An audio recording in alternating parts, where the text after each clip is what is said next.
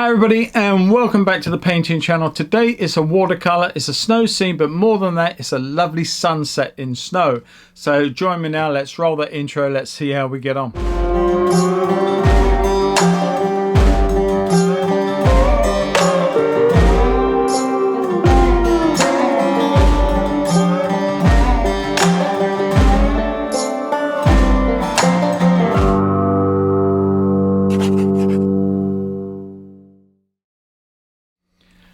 Hi everybody and welcome back. As I said at the start, it is a snow scene in watercolor, but more than that, it's all about the beautiful sky, the sunset over the top end of the Romney Marshes. That's really what this picture is about, and I wanted to show you a fairly quick two-step process of creating it. First with a lovely wash, setting up the scene, setting up the colors, and then overlaying that with a layer once that was all dry, and then the final bit, the icing on the cake, putting those little silhouetted details of trees and shrubs to give it the form. So hopefully it wasn't too long, and hopefully you can get something from this process to take on in many other pictures of your own in the future. And if you do like this, well, what I do want to say is thank you very much to all my subscribers, both those that have been on a long time and those who've recently subscribed to the channel. Thank you so much for the support. It really does mean a lot. And what I was then going to say was, if you really like this content, if you like the stuff that I put out there and you're not a subscriber, please consider subscribing. Just press the button, press the bell icon. It really doesn't cost you a penny to do that, but you know that you really are helping my channel to grow and be available to so many more people around the world, and that's really what I'm trying to do. So if you'd be kind enough to subscribe, I would thank you very, very much. And if you want more, if you want to see full versions of some of the edited versions that you find on YouTube, then nip across to my Patreon. As I nearly said PayPal. I meant my Patreon. Nip across to there, take a look at what's on offer. There are lots of tiers, lots of information there. And if you do want to get involved, just climb on board. You'll be so welcome. You join a growing band of patrons that have their own community channel with me, and you get so much more for your money. It doesn't cost an awful lot to do, and as I say, I'd welcome you on board. Enough of all that, let's crack on, let's get into this video, and I hope you enjoy it. Catch you all at the other end. Stay safe, happy painting. More later. Bye bye. Okay, welcome back, and what you see here is a very, very simple drawing. A horizon line and a couple indications where some of the trees are going to be, and I'm not even putting things like my sun in. They're just going to sit there and be added, I hope, correctly later on. This whole painting is really about the skies, nothing to do with the snow. It could be an open field, it really doesn't matter, but this is the snow and we've got winter trees, but it's all about this sky. And it's going to be a painting predominantly in two parts. We're going to be doing a nice big wash coming down through here with changing the color as we come down, keeping the bead active as it travels down the paper. And then as we get down here, we're going to change that and we're going to put in some deeper blues, some violets in the bottom. Let that settle down, let that dry off, and then we can come in with our clouds and all the other bits of detail over the top. That's my plan. And I'm going to start by putting a lovely wash and start to mix the washes first. And I'm going to use a fairly large brush. This is an Escoda. This is a Spookvik made by Escoda. It's a really lovely brush. I didn't go out and buy it, to be quite honest with you. A very dear friend, another artist, had a couple of them, didn't need both, and kindly gave me one. And it's a really stunning brush. I think this is a synthetic too. I'm not 100% sure. I think they are. If you know better, then please correct me in the comment section. I am going to come in with some Cobalt Blue. This colour will never change from my palette. It's one of my blues of choice. As you can see, the amount of pigment left in that enclosure is getting less and less. In fact, pretty much all those blues in there are my standard blues, and they will follow me from one palette to another. But into that mix, I'm just going to put in a tap of this turquoise. These turquoises are fairly new to my palette. and I really love them. I've come to really enjoy them. So I'm going to put a little bit of that in. I'm going to come back with some more blue. I want to come across with enough colour to do the whole of this wash. A bit more water.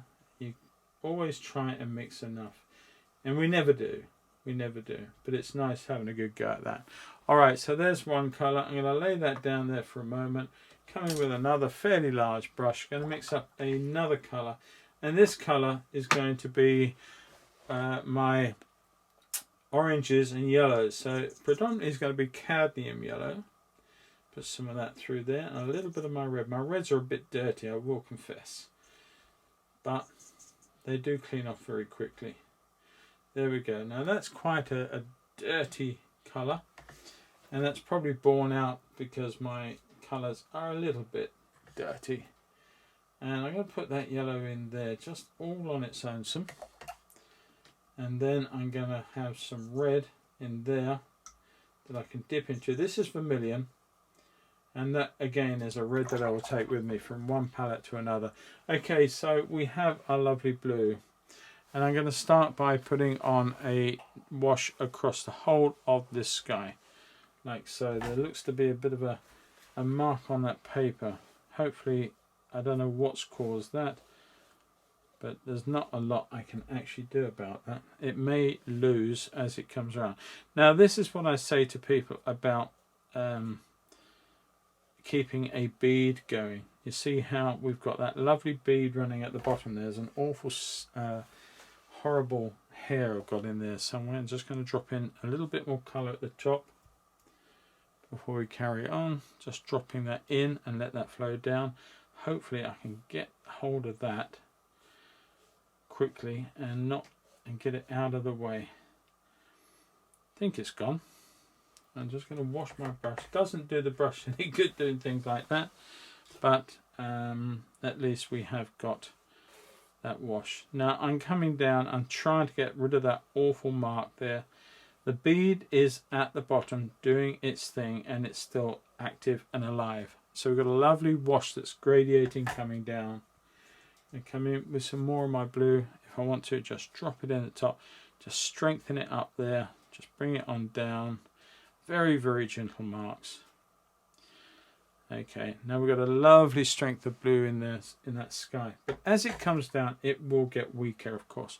So let's just drop in some more water now, so that I think I'll pick that up again. There you go. Try and wash that off.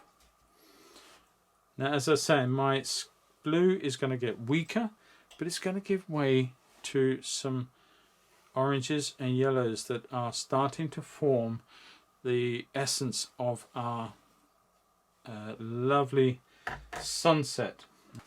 The bead really is important to keep that going. Let's just get that back in. There we are.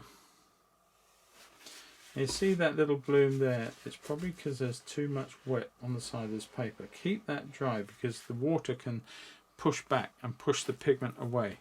But we're coming down very, very nicely so far. I'm going to come in with a bit more yellow in here just to strengthen that, give it a bit more grunt as it comes down. Because don't forget, these colours will dry up very, very much paler than when you put them on. I'm just going to put that in there like so. Put a little bit of orange, a bit of yellow into our vermilion. Just make that a little hotter coming down there. Works very, very nicely. Let that settle down really nice and rich if I can. So we're going to come in, more yellow, more vermilion, make quite a bit of that. You don't need too much water in here because we want it to be nice and strong as that comes down into that area there. I think that's quite nice, and that will settle up and do what it's got to do. And my last colour, I'm going to just wipe out some of this. We don't need any of this anymore, so let's just get rid of that. Take that out, new fresh piece of paper. Right, So that's drying off. It's doing what it wants to do. We have that transition through there. We're going to put a lot of cloud over there, but we've got this wonderful setup with this lovely fresh wash coming down through here. Okay, I'm just going to come back in with some Ultramarine Blue. Picked up a bit of Cobalt, not a problem there. Ultramarine Blue. My Ultramarine there has got a little bit of Phthalo gone into it, but my little bit of Indigo gone into it, not a problem. I'm going to come in with a bit of some of the alizarin, some of the pinky reds, the cool reds that I got in here, just to give me that nice bit of Cobalt 2 into there.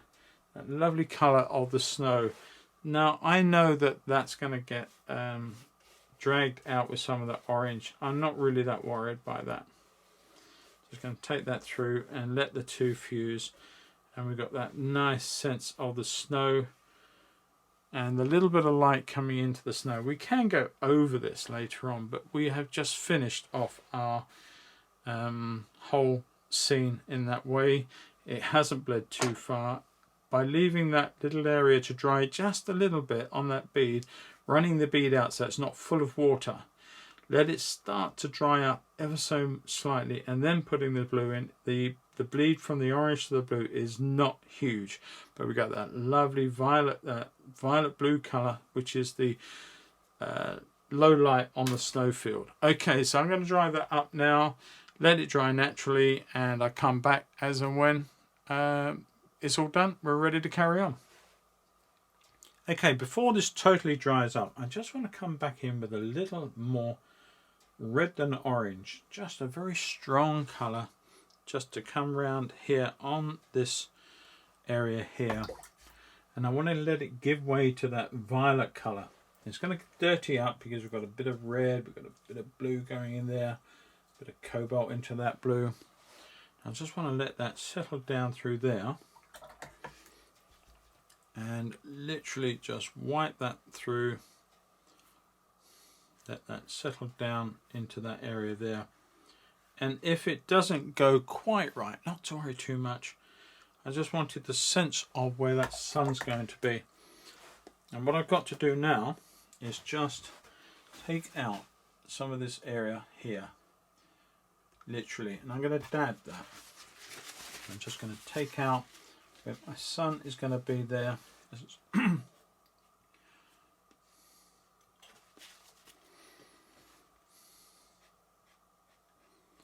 Try, and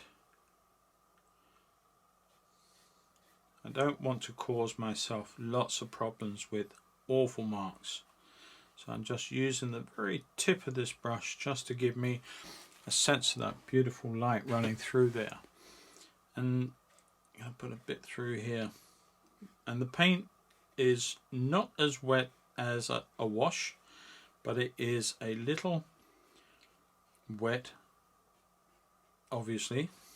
I'm going to see if I can put in a little tap of aureolin into that area of the sun, just to give that a little sense of light there. Okay, hopefully if I can just put a little bit of toweling on there just to lift that, just tap it out.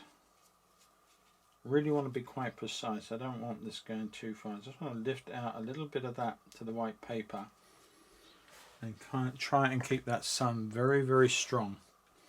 I really don't want to do any more. I think now's the time to just leave that to settle up and dry off, and just I keep fiddling. Okay, that's going to be my sun, and I'm going to warm up around that later on, but I just wanted to suggest that lovely richness of the red as it descends down into the ground, and a little bit of distant cloud pinky colour through there. Okay, so this is not totally dry, very close to it, but I want to come in, got a lot of this colour that I use down here. I just want to come in and put in some of my clouds to begin with over and the top of the whole thing. Now, I would have loved to have allowed some of the whites in this to appear through, but I haven't done that. But I'm going to try putting a little bit of red, a little bit of alizarin together, and just bring some of that into my wash here of my clouds. So I'm trying to make these as random as I can, more water in places so that they blend and soften in areas against the blue sky. We can then come back in and add deeper colours as we feel the need to do. Now I'm not trying to follow the photograph totally, I'm trying to suggest that we have got this wonderful light of the evening coming down into some of these clouds, catching the last of the sun, but it's almost like having a cloud structure on white paper. All we've done is we've added in the base color of the clouds, as it were, before we got started, and so we've almost like tinting our paper. And I put a bit more in there and a bit more water just to soften some of these. And bring some of that lovely blue in through here, so that we're jumping between predominantly two colours. We've got our blues with a little bit of magenta into that, a bit of cobalt into that blue too, and just come across and add weight to these clouds on this side. Now this paper is now getting wet again, which is fantastic. Lift that little spot up there and bring some lovely warm colours into this lower part of this cloud here. Now I do like these edges of light coming through, but I don't want them too hard edged, not all of them anyway. I want them to appear as natural as I can, so I'm just dabbing a dampened brush to some of those, but you're getting this lovely effect of the cloud and the oranges and the warm colours radiating down as this cloud descends down over these yellow areas. Drop a little bit more violet as they get a little heavier towards the light, because obviously they're in themselves becoming a little silhouetted in a way. Take that there, some of that. Let's come up through here. Nice strong marks, like so. Taking that all the way up. There's a big solid bank of cloud on this side, so I'm going to put that in. Quite like leaving that little sway there. Just drop out some of that like that, and working quite fast, quite furious in a way. Bring that down,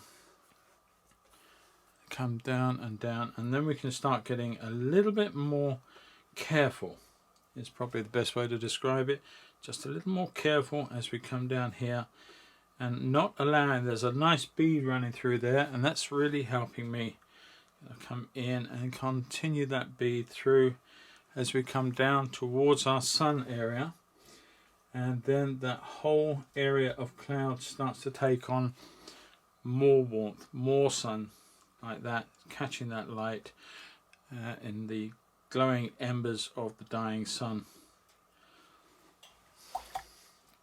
Okay, now I'm going to just concentrate a little bit on the other side here, and that's quite a bit cooler as that's coming down, and it sort of softens into pinks as that comes down. I'm going to run a little bit of pink through there, not there, take that out. Just taking a little bit more pink, a little bit of magenta into my red. I also want to take that down in there, just a little bit of pink all the way under there. That suggests that's good. I like that. Just going to move that a little bit like that. There we are. Got to be a little careful when you do things like that, and we've got that nice run that's happening, so I want to lose that. I'll let that dry up again, but I want to come in with this area here. Just want to work on this area through here, and some lovely bluish colours that are towards the sun through there to put those in. More blue and a little bit more of the red. Now I've got to watch that this doesn't all start drying up, because it will get hard edged if it does. Now give this a bit of a weight in here, a bit more blue. Then I want to come back into the orangey reds.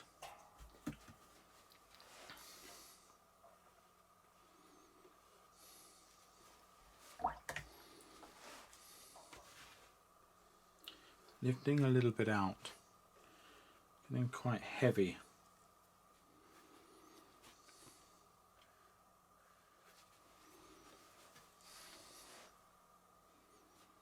Now that's starting to dry, so I've got to move a little bit faster on this area here just to keep that all active.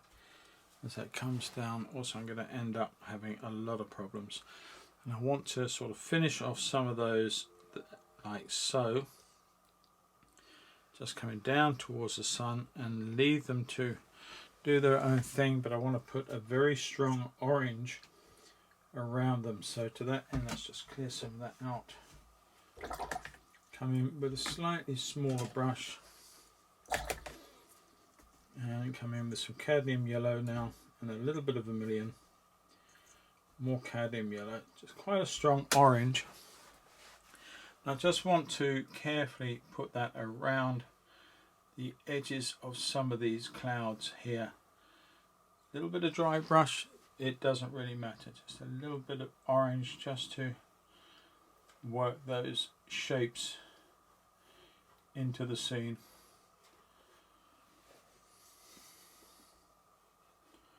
Take them through if you need to, and I'm going to bring them down in here, supporting what we've done through here.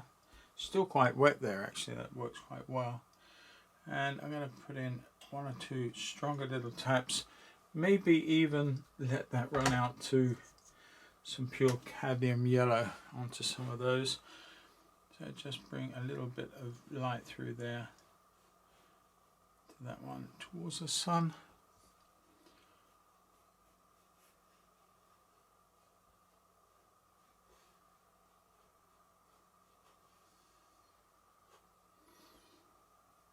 And I'm talking, but I'm concentrating, so if I go a bit quiet, you understand why. But I'm just going to bring a little bit of yellow through there and that one. Keep it quite hard edge because it's catching that light at that point. There we go. Just a little one there I think would be nice. Just tapping off.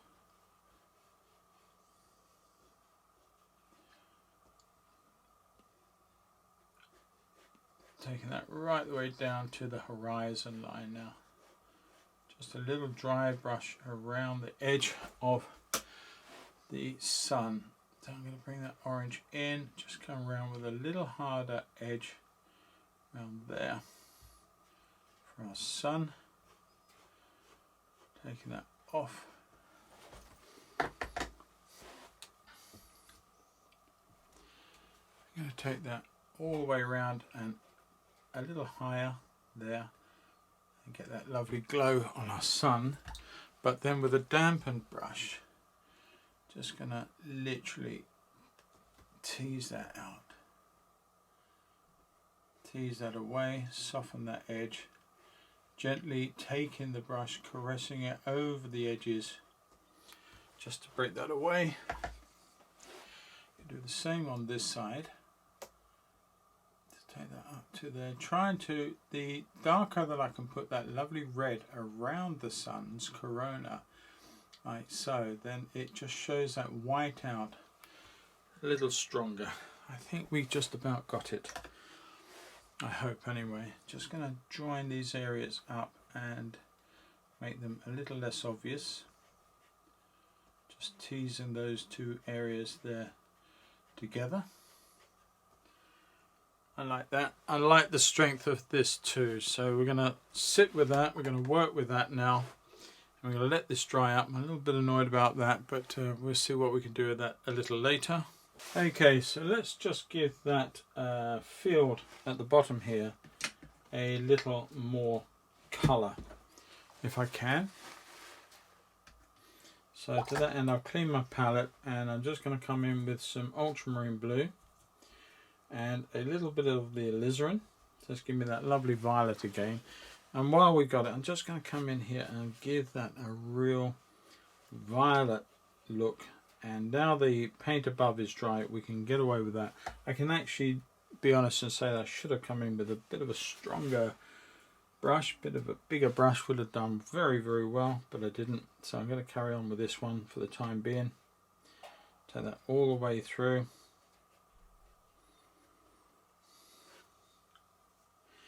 Just take that up through there.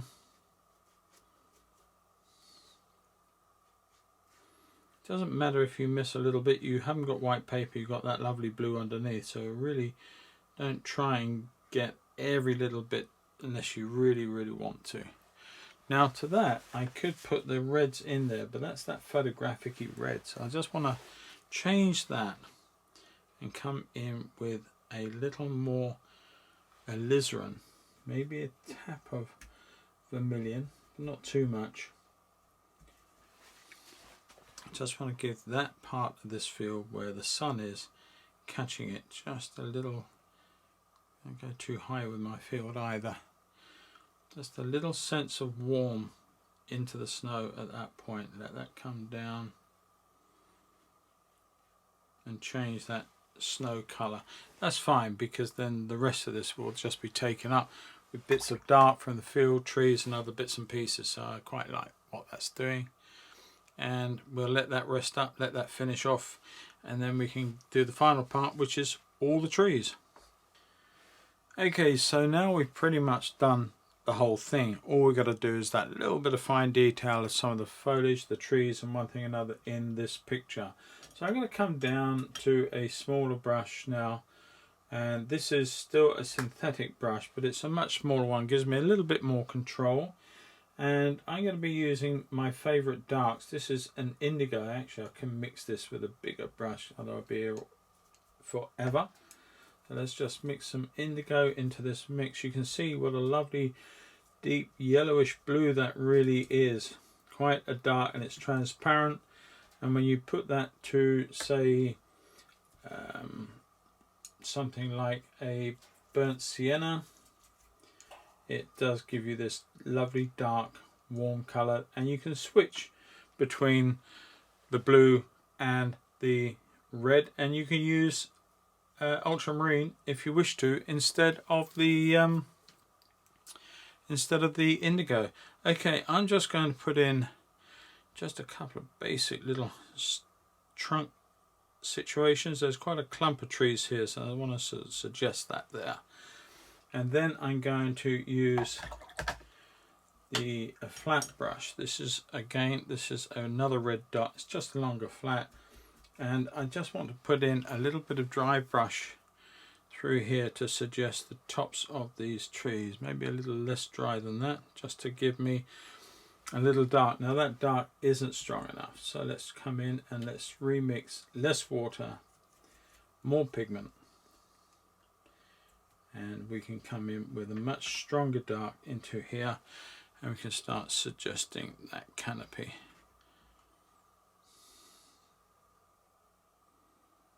In fact, I still feel that needs to be a little darker, so I'm going to mix up more pigment into that and carry on. Okay, that should work.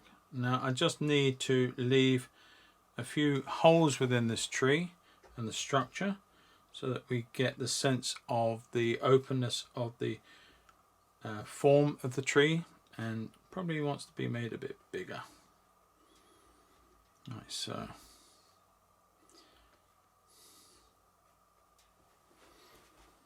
and bring some out from the bottom, give it some shape.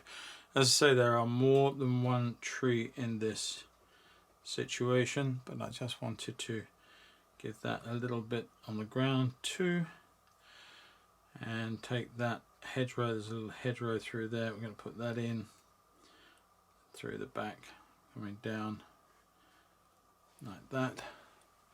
A couple more forms, and I'm using the tip of the same brush. Doesn't matter. I mean, you pick up your brush, you change your brush according to your need.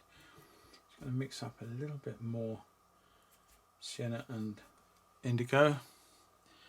Just going to bring that nice shape through the back there, and then take this one through this part of the field here to join up with it.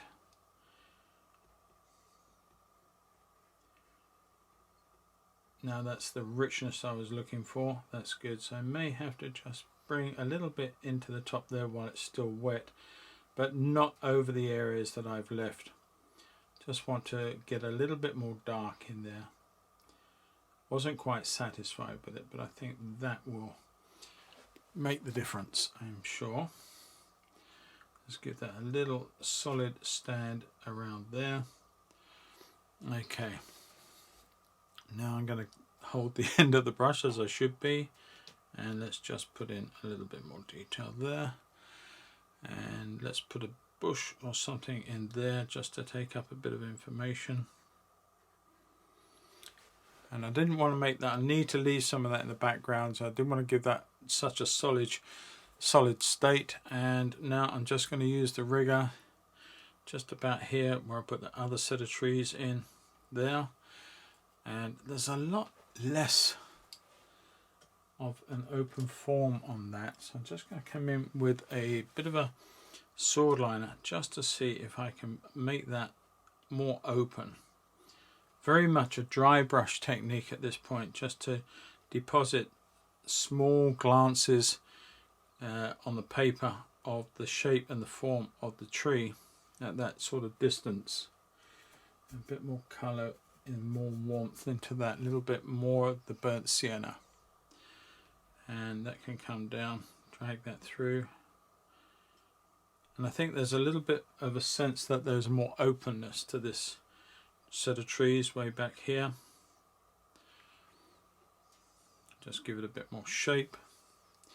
The trouble with using such a flexible brush is a dry brush form, it really doesn't want to go where you want to put it, so you do have to work a little bit at that, but hopefully we will sort that out. And a few of the trunks coming down into that part of the field there. I'm just going to bring it down to there. Right, so, and hopefully that's convincing, I don't know. So give that a little bit of a shape.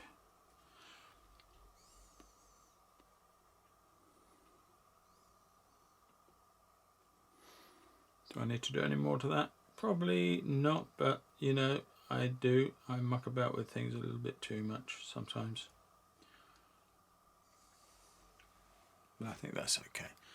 Alright, I'm going to put a little bit more blue, and some of these forms way back up here, change back to the other brush.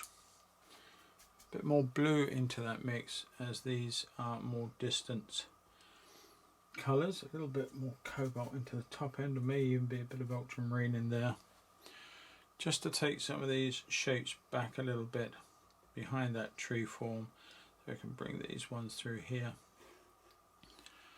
and take that on up there. A couple of taps in here that there are other bits and pieces going on. More trees way off in there in a distance. Now I want to bring some red, some more sienna into my blue, but I'm tapping a little bit of vermilion into that, because these trees forms appear more solid and red because they're being influenced by the intense light from that sun. I'm going to put that in there like so, just one or two taps there, and these darker forms coming this way, and I can then go back into my blues just to take them a little bit that way as we come this way with the light and away from the main source of light. But you get the idea. A little bit of shadow colour to them as well, you can do that. But essentially they're that real warm light catching that extra source from the vividness of the sunshine. as it descends away. Okay, now anything else you do is quite your own choice in a way. You can take a lot of brush out and you can sort of gently roll, not that brush, wrong brush. Okay, you can gently roll the brush across the field to give some sense of contour, make them a little warmer, a little less obvious if you wish to. I'm just giving the sense that there are ploughed field as such. We're going to bring a little bit of something through there to join up with that, make sense of that shape there. Just one or two extra bits just to break up the blue and make it look like there are some shadows and movement in the field itself. And to that end, I think we're pretty much done. Just make a few more bits and pieces here. Give that a bit more weight this side, that will be good. Just give it a little bit more structure. A couple of little shrubs and small trees. Actually give that a little more of a tree there just to break some of that form up a little bit. And make the distance behind it look a bit as though it is behind it and not on top of it. And that's something always to bear in mind. There we are. Just a little bit heavier, but it just adds weight to one side of the picture, supports this tree, and then you go moving towards that lovely sunset. So I think that's it. A very, very simple little watercolor. Doesn't take a lot. Just put in a few taps of something in there. As I said, it doesn't take an awful lot to do, and it can be a lot of fun and quite pleasing because you've got all this beautiful color and all these lovely lights and darks. We could have gone in heavier here with the cloud, but I felt that the way it's gone is quite nice, and it does serve a purpose and show you the method. Okay, with that all said and done, if you have enjoyed this study, then click the like button if you would. Add a comment or two. You're more than welcome, and I love to read them. I love to get involved with that. And if you're not a subscriber, as I say at the start of all these, please subscribe. It doesn't hurt you, it doesn't cost you anything, but it really does help me tremendously. So if you consider doing that, that'd be great. Thank you. And if you want even more, as I say also at the beginning, don't forget there is a Patreon. You can have a look at that, get involved. And if you want to have a go at this one, then please do go across to the Patreon. The reference for this will be on the Patreon for you to download free of charge. Don't have to be a patron to do that. And you'll be more than welcome to have a go as long as you're learning from it. I always stipulate no commercial use. But if you want to learn from this and have a go at it, please do download the reference and enjoy it. And in the meantime, I'll catch each and every one of you in the next video. Take care, stay safe, happy painting. All the best, guys. Bye-bye.